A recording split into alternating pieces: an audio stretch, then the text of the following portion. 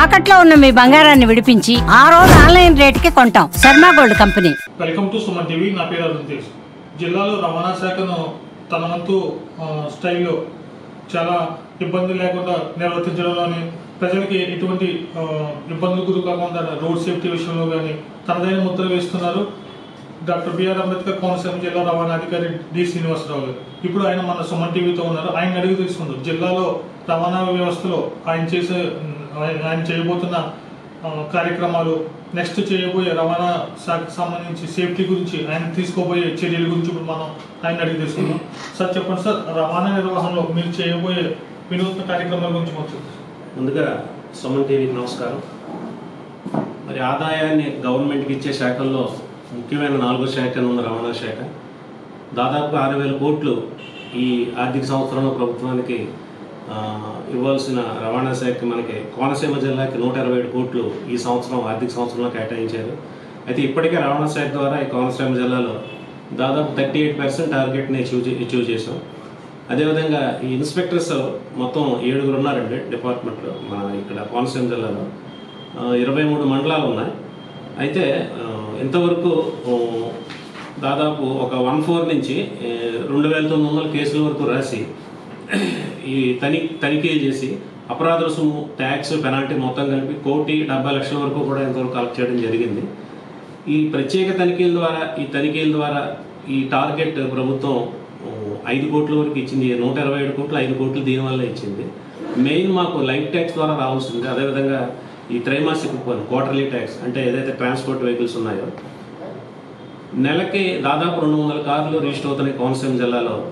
మనకి Kakinada, Rajahmundry main showrooms ఉండడం వల్ల ఇక్కడ వెహికల్స్ ఇక్కడ రిజిస్టర్ అవుతున్నా కూడా ఈ లైఫ్ ట్యాక్స్ అమౌంట్ ఆ జిల్లాలకు వెళ్ళిపోవడంతో అది మనకు కొద్దిగా మైనస్ అవుతుంది. ఇకపోతే ఈ మోటార్ సైకిల్స్ కూడా 40% అన్ని కూడా ఎలక్ట్రానిక్ వెహికల్స్ రిజిస్టర్ అవ్వడం వల్ల కూడా కొద్దిగా లైఫ్ ట్యాక్స్ కొంచెం తగ్గుతుంది. ఏదైనప్పటికీ ప్రభుత్వం తీసుకునే నిర్ణయాలు, ఆదేశాలు ఎప్పటికప్పుడు తూచా తప్పకుండా పాటిస్తున్నాం. అదేవిధంగా ఈ ట్రావెల్స్ బస్సెస్ మనకి 216 హైవే ఒకటి ఉంది, నేషనల్ హైవే 16 ఒకటి ఉంది. రెండు టీమ్స్ కింద ప్రతి వారం కూడా ఆకస్మిక తనిఖీలు నిర్వహించే ట్రావెల్స్ బస్సులో దాదాపు 211 కేసులు ఈ ఆర్థిక సంవత్సరంలో రాసి 9,77,000 రూపాయలు గవర్నమెంట్కి అపరాధ రుసుము కలెక్ట్ చేసాం. అదేవిధంగా ఏదైతే మనకు మెయిన్ వాడపల్లి వెంకటేశ్వర స్వామి గుడి అక్కడ ఇరుకు రోడ్లు దాదాపు 1,40,000 వరకు ప్రతి శనివారం కూడా ఈ యాత్రికులు రావడం దృష్ట్యా అక్కడ కూడా ఫోకస్ పెట్టి గౌరవ కలెక్టర్ గారి ఆదేశాల మేరకు ఈ ఆర్టీసీని కూడా ట్రిప్స్ పెంచమని చెప్పి పోలీసు, రవాణా శాఖ, ఆర్టీసీ ముగ్గురు కూడా ఇలాగ సంయుక్తంగా కలిసి అంటే అక్కడ కేసులు రాసి వెహికల్స్ ఇచ్చేయడం అదొక్కటే మోటో కాకుండా ముందు కౌన్సిలింగ్ ఇంపార్టెంట్. అంతమంది జనం ఆటోలు వెళ్ళడం ఉన్నది అది కరెక్ట్ కాదు. ఏదన్నా ప్రమాదం జరిగితే ఏ విధంగా ఉంటుందని చెప్పి కౌన్సిలింగ్ చేస్తూ అదే ఈ 2-3 నెలల్లో 40 కేసులు రాసి దాదాపు 1,20,000 కాంపౌండింగ్ కలెక్ట్ చేస్తాం. ఫైనల్గా రోడ్ సేఫ్టీ అండి. చట్టాలు నిబంధనలు అమలు చేయడంలో ఒక్కొక్కసారి ఇబ్బంది పడుతూ ఉంటారు. అవి అమలు చేయడం కోసం మీరు తీసుకునే చర్యలు ఇబ్బందులు అంటే అది మరి యాక్ట్ రూల్ ఏ విధంగా ఉంది ఆపోజిషన్గానే అడుగుతూ ఉంటే కొన్ని ఇబ్బందులు ఉన్నా కూడా తప్పదు. ఎందుకంటే ఇప్పుడు ఈ ప్రస్తుత పరిస్థితుల్లో రోడ్ సేఫ్టీ నియమ నిబంధనల కింద ఏ ఉల్లంఘన కూడా ఉపేక్షించే పని లేదు. ఏదైతే మోటార్ సైకిల్ మీద ఈ స్టూడెంట్స్ హెల్మెట్ లేకుండా వెళ్ళడం, అదేవిధంగా ఆటోల్లో ఓవర్లోడింగ్ చేయడం, ఈ 2 ఆస్పెక్ట్స్ మీద కాన్సన్ట్రేట్ చేస్తున్నాం. మంచి ఫలితాలే వస్తున్నాయి. బట్ ఇంకా జనాలు అవేర్నెస్ పెరగాలి. ఆ విధంగా ఆ దిశగా మేము ముందుకు వెళ్తున్నామండి. ఇప్పుడు అంటే కొన్ని స్కూల్లో ఈ మధ్యన కొన్ని యాక్సిడెంట్ జరగడం కూడా జరిగింది. అంటే స్కూల్ విద్యార్థులు ఉన్నప్పుడు యాక్సిడెంట్ జరిగింది.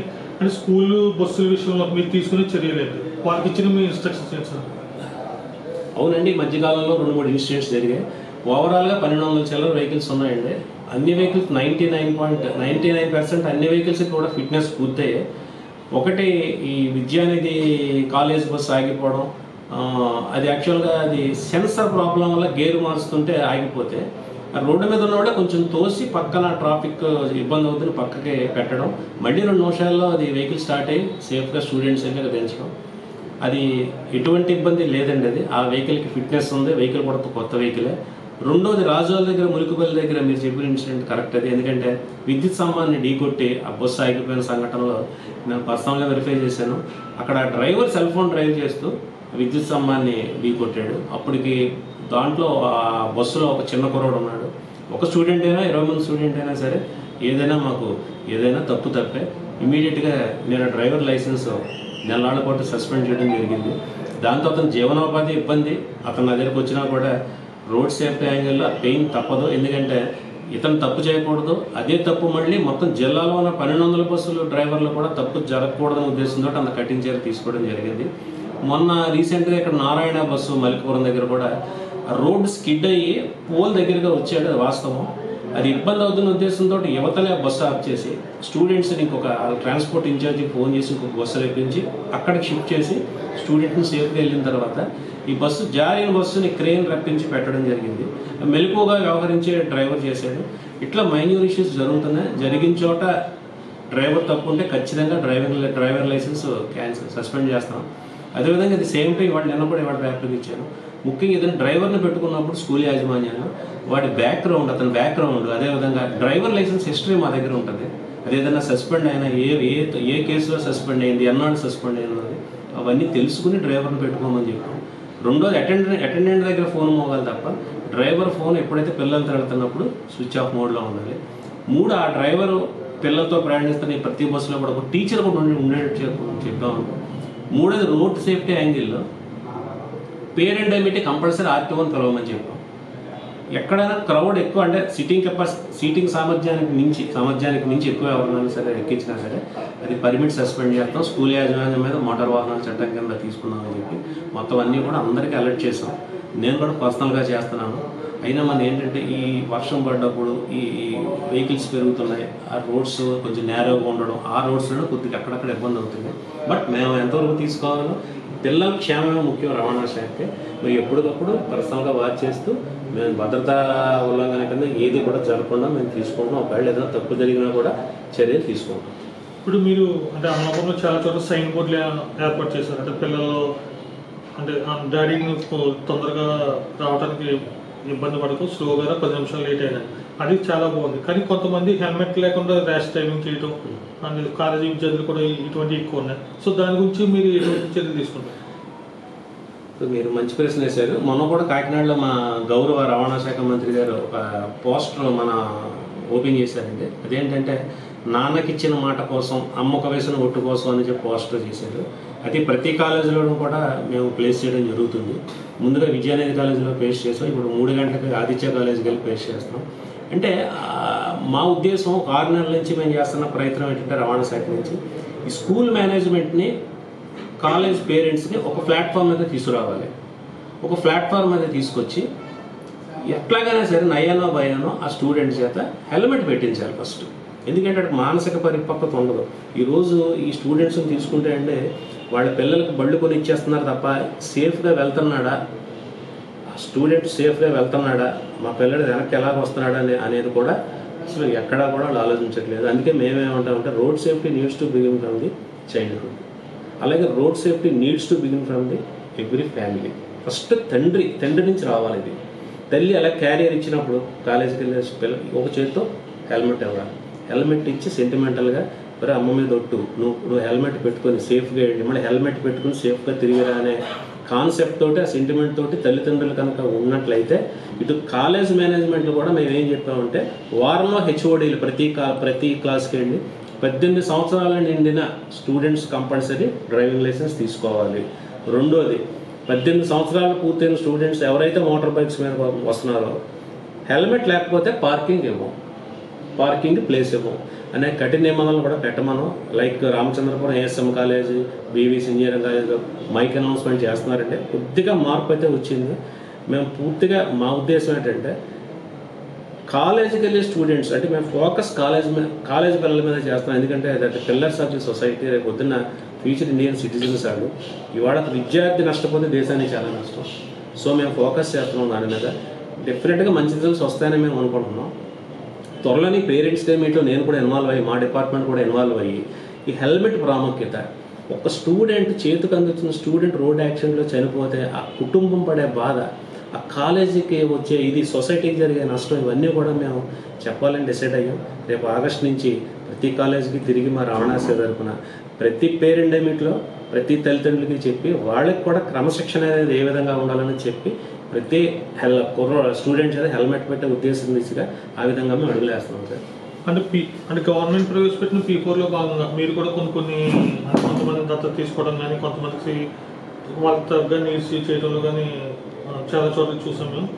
అది అంటే మీరు అది చేయడానికి గల కారణం అంటే దాని గురించి మీరు మిగతా మీ కొలీగ్స్ కానీ మీ డిపార్ట్మెంట్ వర్క్ కానీ మీరు ఏం చెప్పదలుచుకోండి? Sir first I'm a human, next నేను ఆఫీసర్ని, being regional transport officer, concern officer. అంటే రోడ్ యాక్సిడెంట్స్ చాలా జరుగుతూ ఉంటాయండి. మేము చూడలేం, కానీ కొన్ని ట్రాజిక్ ఇన్సిడెంట్స్ లైక్ ఈ పల్లిపాలెం అంతర్వేది దగ్గర, అలాగే ఈ చిన్నపేట అంగడి దగ్గర ఎంత డ్రాస్టిక్ అంటే చేతికి అందొచ్చిన ఒక్క కొడుకు కూడా రోడ్ యాక్సిడెంట్లో చనిపోతే తండ్రి లేడు, ఆ తల్లి ఎట్లా బతకాలి? ఆ కుటుంబానికి ముందు మనం ఏదైతే గౌరవ ముఖ్యమంత్రి గారు వారి యొక్క ఆశయాల మేరకు ఇలాంటి పేదలను ఆదుకోండి అని ఇచ్చిన పిలుపు మేరకు అదే రోడ్ ట్రాన్స్పోర్ట్ ఆఫీసర్గా నేను అట్లాగే పల్లిపాలెం ఇల్లు, అదేవిధంగా ఇప్పుడు ఈ చిన్నపేట చాలా పూర్ ఫ్యామిలీస్ అంటే రెండు కూడా. వాళ్ళకి ఎంత పూర్ ఫ్యామిలీ అంటే అసలు 2 పూటలో కూడా వాళ్ళకి ఒక విధంగా చెప్పాలంటే టు బి ఫ్రాంక్ అసలు వాళ్ళకి అవకాశం లేదు, భోజనం అన్నం తినే అవకాశం కూడా లేదు పరిస్థితుల్లో, అంత పేదరికంలో ఉన్నారు. ఆ ఇద్దరు తల్లుల్ని కూడా నేను యాక్చువల్గా ఈ P4 కింద నేను అడాప్ట్ చేసుకున్నాను. వాళ్ళకి శాశ్వత ప్రాతిపదికన వాళ్ళకి పర్మనెంట్గా ఏదైనా వచ్చేంత వరకు కూడా వాళ్ళ మంచి చెడు, అదేవిధంగా వాళ్ళ ఆరోగ్యం, వాళ్ళ తిండి సంగతి నేను కొడుకులాగా నేను వాళ్ళిద్దరు ఆ 2 ఫ్యామిలీస్ని నేను చూడాలని చెప్పి డిసైడ్ చేసి 2 ఫ్యామిలీస్ని నేను తీసుకున్నానండి. ఇంకా వస్తే బాగానే ఉంటుంది. నా కొలీగ్స్ కూడా ఇట్లాంటి చాలా జిల్లాలో జరుగుతూ ఉంటాయి. అట్లీస్ట్ నేనే ఉంటానంటే బాగా పూర్, అది మన హ్యూమన్ అంటే నా పర్సనల్ యాటిట్యూడ్ అది. అట్లాంటి పూర్ ఫ్యామిలీలు యాక్సిడెంట్ అయ్యి వాళ్ళకి ఏ దిక్కు లేనటువంటి కుటుంబాన్ని మరి ఆర్టీఓలు విజిట్ చేస్తే మంచిదే అది. ఎందుకంటే ముందుగా డిపార్ట్మెంట్కి ఎలివేషన్, పలానా ఆర్టీఓ ఎట్లా చేసాడని కానీ ఆ డిపార్ట్మెంట్కి ఎప్పుడైతే ఎలివేషనో ప్రభుత్వానికి మంచి పేరు. ఆయన ఏదైతే గౌరవ ముఖ్యమంత్రి గారు చెప్పారో ఆయన ఆశయం, అదేవిధంగా 10 మంది పేదలకు మనం అన్నం పెట్టిన వాళ్ళు అవుతాం, అది కంప్లీట్గా సక్సెస్ అవుతుందని నా అభిప్రాయం. చివరిగా అంటే సురక్షితమైన ప్రయాణానికి మీరు చెప్పే సలహాలు సూచనలు? సురక్షితమైన ప్రయాణం అంటే ఫస్ట్ మోటార్ బైక్ మీద వెళ్ళేది ఎవరైనా ఉంటే వాళ్ళు ఫస్ట్ హెల్మెట్. రెండోది మితిమీరిన వేగం వల్లే మన ఈరోజు ఒక యాక్సిడెంట్ చూసుకుంటే తల తెగి పడిపోయింది. అది ఎంత దారుణం అంటే అసలు ఎట్లా జరిగిందో కూడా అర్థం కాలేదు. ఆ విధంగా యాక్సిడెంట్లు రోడ్డు మీద జరుగుతున్నప్పుడు మితిమీరిన వేగం తగ్గించమని చెప్తానండి. రెండోది ఖచ్చితంగా బైక్ నడుపుతున్న వ్యక్తి, వెనకాల కూర్చున్న వ్యక్తి కూడా హెల్మెట్ పెట్టుకోవాలి. మూడోది ఖచ్చితంగా డ్రైవింగ్ లైసెన్స్ ఉండాలి. ఆటోల్లో ఓవర్లోడ్ ఆ డ్రైవర్ ఎక్కించుకుంటున్నాడని చెప్పి ఒక్క రెప్పపాట క్షణంలో జరుగుతుంది. ఒక్కసారి ప్రజలు కూడా ఆలోచించాలి.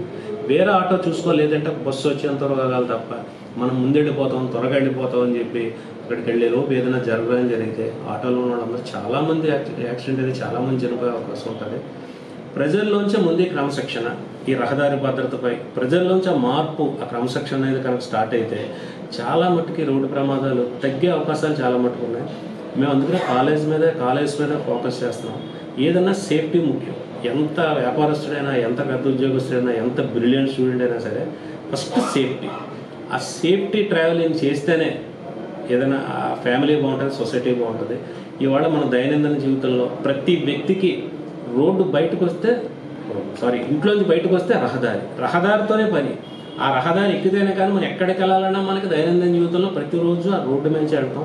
ఆ రోడ్డు మీద వెళ్ళేటప్పుడు కనీసం భద్రతా నియమాలను కనుక మనం పాటించగలిగితే యాక్సిడెంట్ చాలా మట్టుకు తగ్గుతాయి.